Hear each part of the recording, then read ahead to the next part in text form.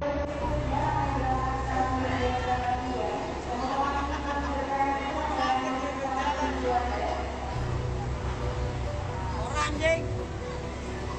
Ora lo Nora.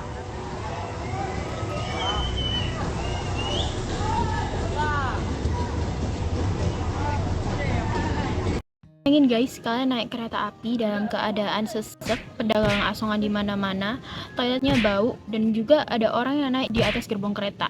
Nah, itu tuh keadaan PT KAI sebelum tahun 2009. Banyak orang yang nggak percaya bahwa PT KAI akan bangkit, namun satu orang percaya. Background beliau itu tidak ada hubungannya dengan kereta api, melainkan seorang akuntan, namanya Ignatius Jonan. Ignatius Jonan lahir di Singapura pada tanggal 21 Juni 1963. Sebelum terjun di PT KAI, beliau adalah praktisi keuangan di Citibank. Dan beliau sempat menjabat sebagai Dirut PT Bahana Pembinaan Usaha Indonesia. Saat beliau ditunjuk sebagai Dirut PT KAI pada tahun 2009, Jonan mengaku tidak mengerti soal teknis KAI, tetapi beliau mengerti satu hal, yaitu manajemen. Jonan menjabat di KAI selama 5 tahun sebelum akhirnya ia menjadi Menteri Perhubungan dan Menteri ESDM atau Energi dan Sumber Daya Mineral. Prestasinya tidak main-main. Di tahun pertamanya saja, KAI yang awalnya mengalami kerugian sebanyak 80 miliar dapat berbanding balik menjadi mengalami keuntungan sebanyak 154 miliar. Lalu, bagaimana beliau melakukannya? Disinilah teori kepemimpinan bekerja, untuk menunjukkan bahwa kepemimpinan yang tegas dan konsisten akan menunjukkan perubahan yang besar dalam suatu organisasi.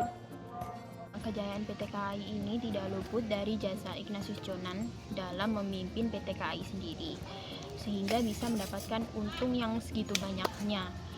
Nah, sebelum kita mengetahui gaya kepemimpinan apa sih yang dipakai beliau sehingga PT KAI itu mendapatkan keuntungan, aku mau memperjelas dulu tentang pengertian kepemimpinan dan juga fungsinya itu untuk apa. Jadi, pengertian kepemimpinan itu adalah proses mempengaruhi kegiatan-kegiatan kelompok yang terorganisasikan dalam usaha-usaha menentukan tujuan dan bagaimana mencapainya. Dan fungsinya adalah, ini menurut Hemphill ya, untuk melaksanakan pemersatuan dan ikatan dalam organisasi serta menjaga agar keanggotaan dalam organisasi mendapatkan kepuasan dan kesenangan. Nah, itu tadi sedikit pengantar tentang pengertian kepemimpinan dan juga fungsinya sebelum kita mengetahui lebih dalam tentang gaya kepemimpinan apa yang Ignatius Jonan gunakan dalam memimpin PT KAI itu, guys.